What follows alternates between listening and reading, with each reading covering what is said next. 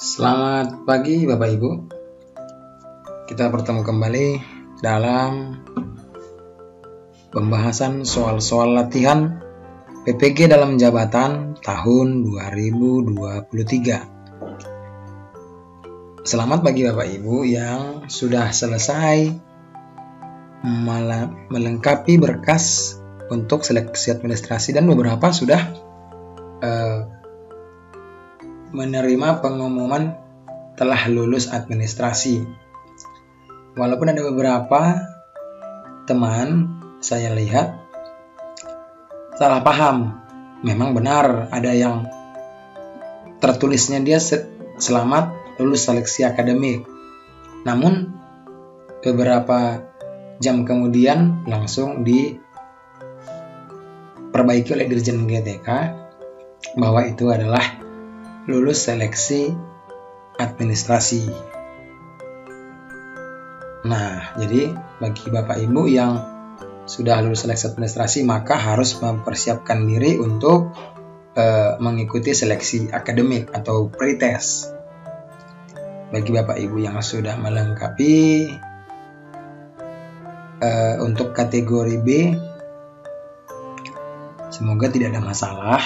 Namun jika masih ada kesempatan untuk memperbaiki, silakan diperbaiki karena per hari ini ada surat terbaru dari Kemendikbud terkait perpanjangan masa untuk pengiriman berkas, untuk melengkapi berkas. Jadi Bapak Ibu yang terlambat begitu bisa mempersiapkan diri. Jadi jadwalnya itu yang semula tanggal 11 Juni berakhir atau hari ini dilanjutkan sampai ke tanggal 17. Jadi masih ada sekitar kurang lebih 6 hari lagi Bapak Ibu yang ingin mengajukan berkas. Semoga tidak masalah seperti yang sudah kami ingatkan sebelumnya. Jangan lupa tanggal untuk SKTMT awal itu harus sama. Kemudian berkas-berkas pendukung lainnya seperti surat pembagian tugas, SK pembagian tugas dari kepala sekolah 2 tahun berjalan, artinya 2021, 2022, 2022, 2023. Jadi kurang lebih 4 semester begitu. Gitu ya Bapak Ibu ya. Baiklah, kita langsung mulai saja ke soal-soal. Jadi bagi Bapak Ibu yang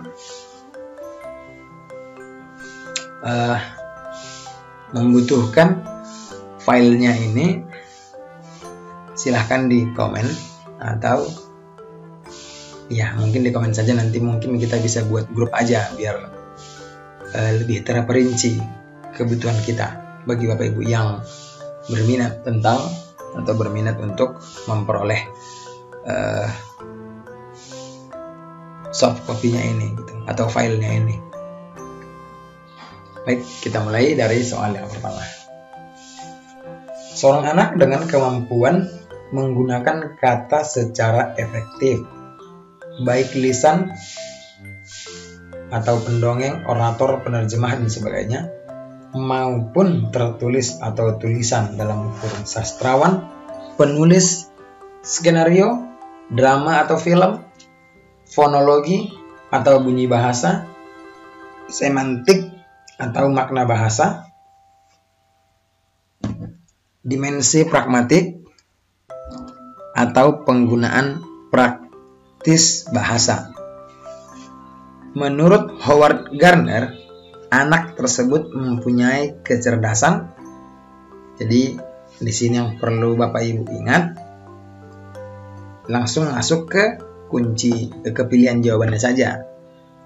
Kecerdasan bahasa, apa ciri-cirinya? Kecerdasan logika, kecerdasan ruang, begitu. Kecerdasan gerak tubuh dan kecerdasan motorik. Begitu. Silakan dijawab Bapak Ibu.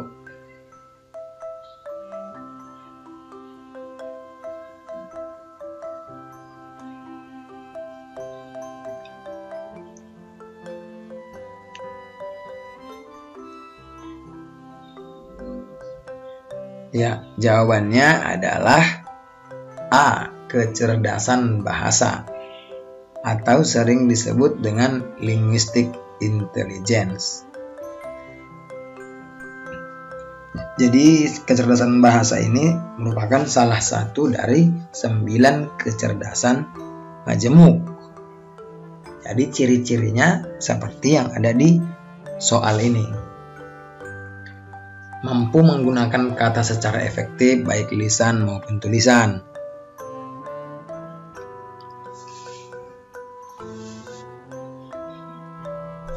Fonologi atau bunyi bahasa, baik semantik atau makna bahasa. Jadi terbilang gampang Bapak Ibu ya. Untuk soal yang pertama jawabannya A.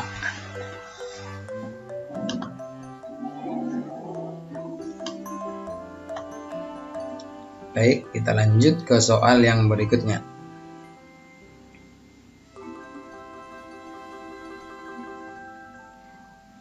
Untuk mengetahui kemampuan awal peserta didik, seorang pendidik dapat melakukan.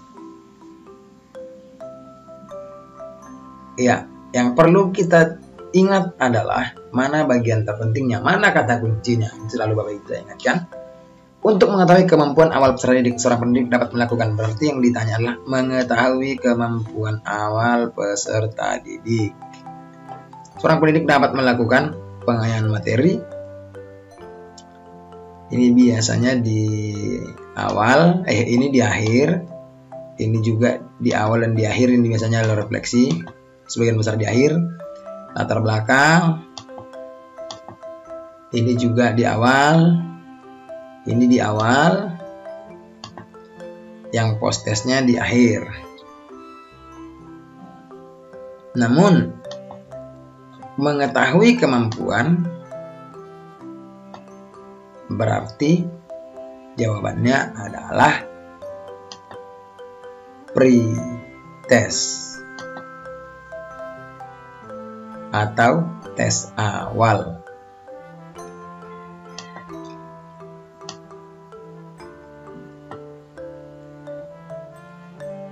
Jadi kalau latar belakang peserta didik belum tentu untuk mengetahui kemampuannya. Baik, kita lanjut ke soal yang berikutnya.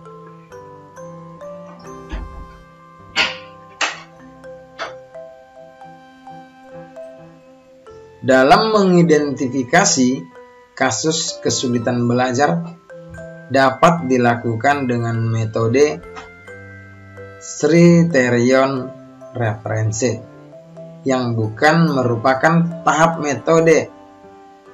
Criterion reference adalah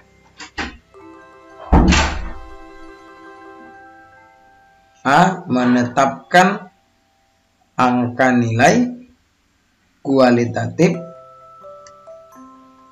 minimal yang dapat diterima, misalnya 5,0 atau 6,0. B. Membandingkan prestasi dari setiap siswa dengan angka nilai batas lulus tersebut. Secara teoritis, mereka yang angka nilai prestasinya berada di bawah lulus sudah dapat diduga sebagai siswa yang mengalami kesulitan belajar. C. Menganalisis kemampuan peserta didik. D. Menghimpun siswa yang diduga mengalami kesulitan belajar serta mencari siswa yang mengalami gejala terparah atau yang nilainya jauh di bawah siswa penderita kesulitan belajar lainnya. E. Membentuk kelompok khusus siswa. Jadi dalam mengidentifikasi kasus kesulitan belajar dapat dilakukan dengan metode criterion reference. Berarti yang perlu Bapak Ibu ketahui adalah criterion reference atau referensi yang bukan merupakan yang diminta adalah yang bukan. Maka kita harus tahu dulu apa itu criterion reference. Jadi criterion reference ini adalah suatu tes yang didesain untuk menentukan suatu ukuran kinerja yang dapat diinterpretasikan dalam istilah secara jelas, dinyatakan, dan membatasi domain tugas belajar.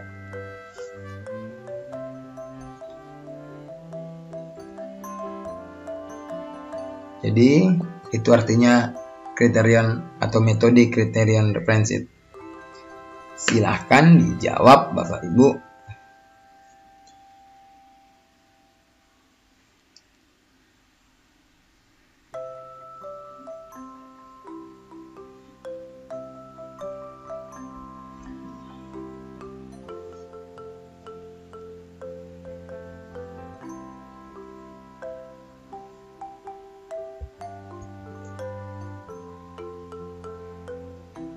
Ya, jadi jawabannya adalah C. Kenapa C? Karena yang diminta adalah yang bukan. Tadi kriterion referensi adalah suatu tes yang didesain untuk menentukan suatu ukuran kinerja yang dapat diinterpretasikan dalam istilah secara jelas, dinyatakan dalam membatasi domain tugas belajar.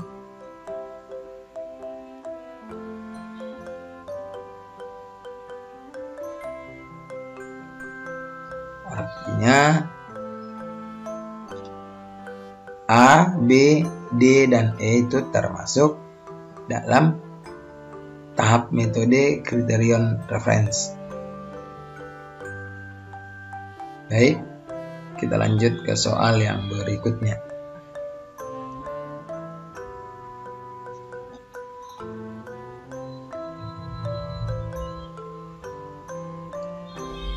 Dalam kompetensi pedagogik, guru menguasai teori belajar dan prinsip-prinsip pembelajaran yang mendidik. Dalam kompetensi pedagogik, guru menguasai teori belajar dan prinsip-prinsip pembelajaran yang mendidik. Dalam prinsip pembelajaran yang mendidik, guru harus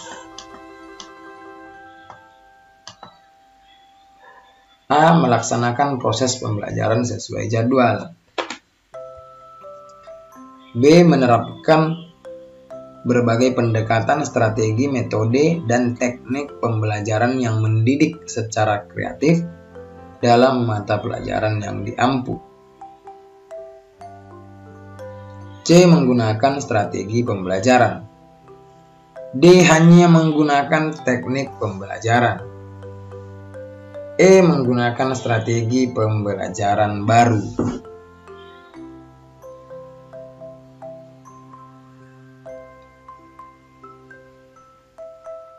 Silakan dijawab Bapak Ibu.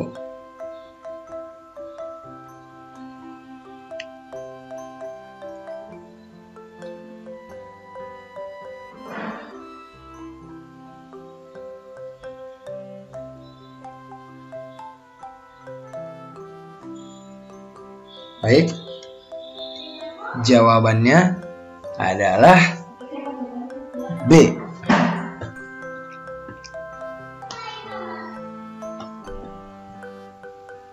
Jadi yang perlu kita ketahui yang pertama Bapak Ibu, apa sebenarnya maksud dari kompetensi pedagogik? Ini.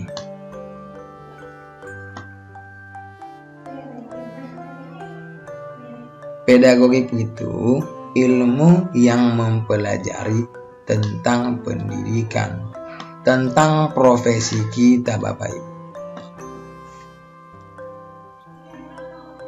Maka paling banyak atau paling sering dibahas itu tentang pedagogik guru dan profesional. Kalau profesional itu bidang kejuruan Bapak Ibu.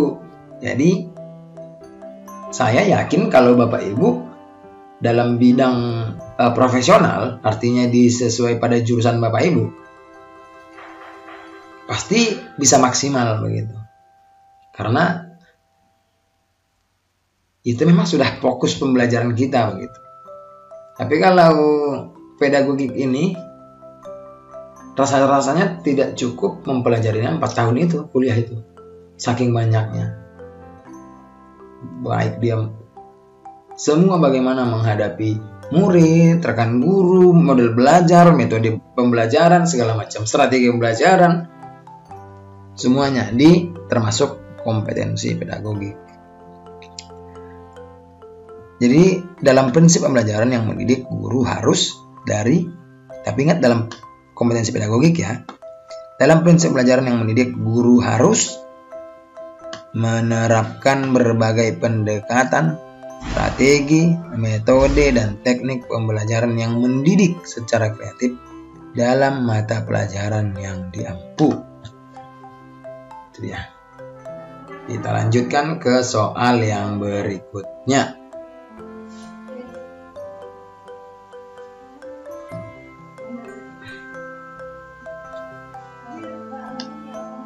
Ini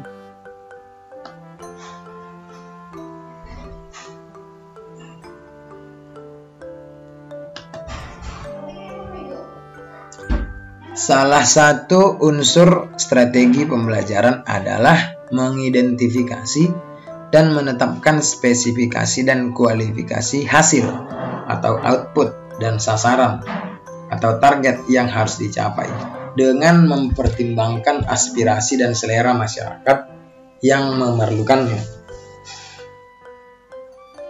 Menurut Neumann dan Logan, buku Abin Samsudin Makmun tahun 2003. Penerapan dari unsur strategi di atas dalam konteks pembelajaran adalah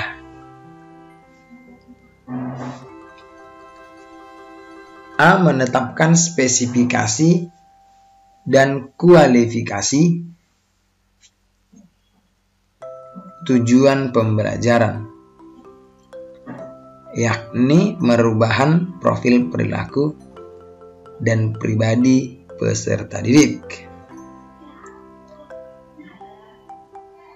B. Mempertimbangkan dan memilih sistem pendekatan pembelajaran yang dipandang paling efektif. C. Mempertimbangkan dan menetapkan langkah-langkah atau prosedur, metode, dan teknik pembelajaran. D. Menetapkan norma-norma dan batas minimum ukuran keberhasilan atau kriteria dan ukuran baku keberhasilan. E. Mengkondisikan kebutuhan, norma, dan kebutuhan murid dalam kegiatan pembelajaran. Silakan dijawab Bapak Ibu. Mungkin E-nya jadi dia tidak terlihat, tapi memang nanti begitu. Nanti saya jelaskan masalah bentuk soal. Silakan dijawab dulu Bapak Ibu.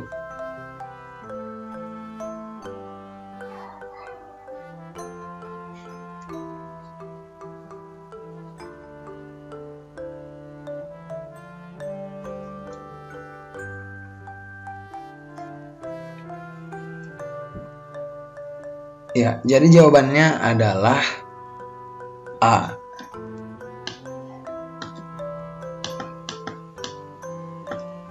Sebenarnya di awal sudah jelas dibuat Bapak Ibu. Salah satu unsur strategi pembelajaran adalah mengidentifikasi dan menetapkan spesifikasi dan kualifikasi hasil dan sasaran yang harus dicapai dengan mempertimbangkan aspirasi dan selera masyarakat yang memerlukannya.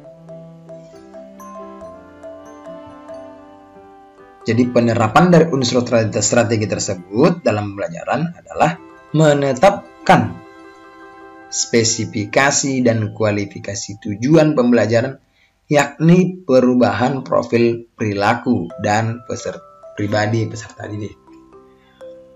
Dalam kurikulum Merdeka ini dikenal dengan P5, Proyek Penguatan Profil Pelajar Pancasila. Baik, kita lanjut ke soal yang berikutnya.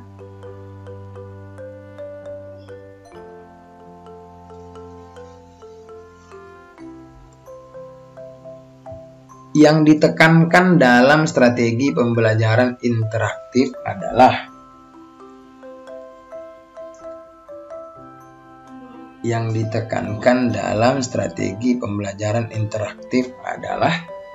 A. Membangun inisiatif individu, kemandirian, dan peningkatan diri. B. Diskusi dan sharing di antara peserta didik. C. Pembelajaran didominasi arahan dari guru. D. Proses penyampaian materi secara verbal. E. Kegiatan pembelajaran yang terarah. Akan dijawab, Ibu.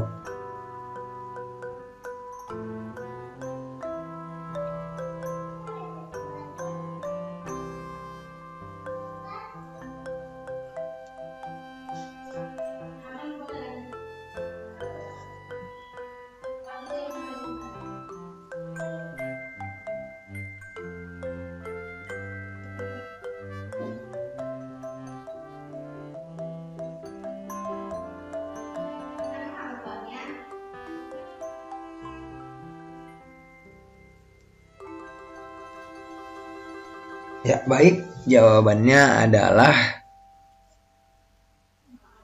B.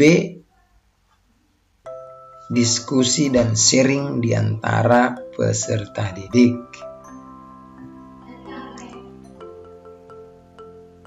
Artinya Bapak Ibu, pembelajaran interaktif tersebut suasana pembelajaran menjadi hidup, khususnya di antara para peserta didik.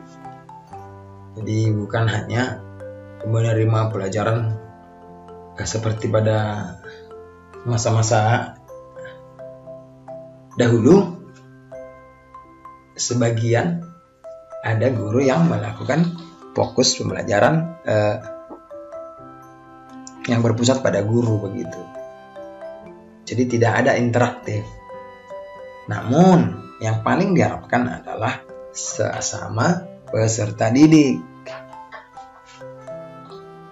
Itu untuk soal ini. Jawabannya adalah B.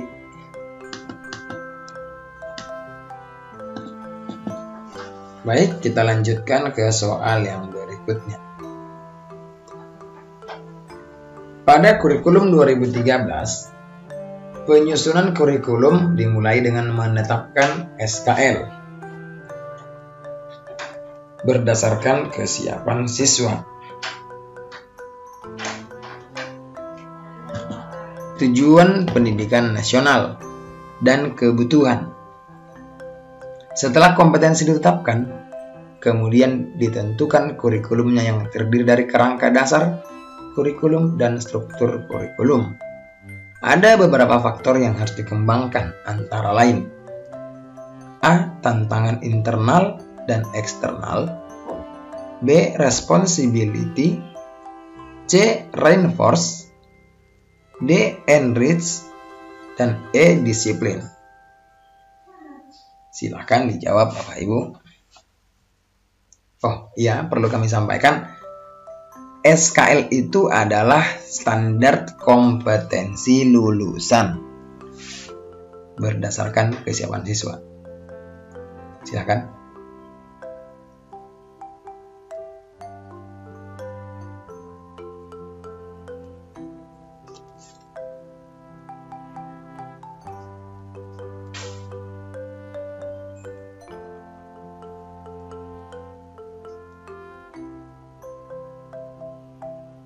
Ya, jawabannya adalah A. Tantangan internal dan eksternal.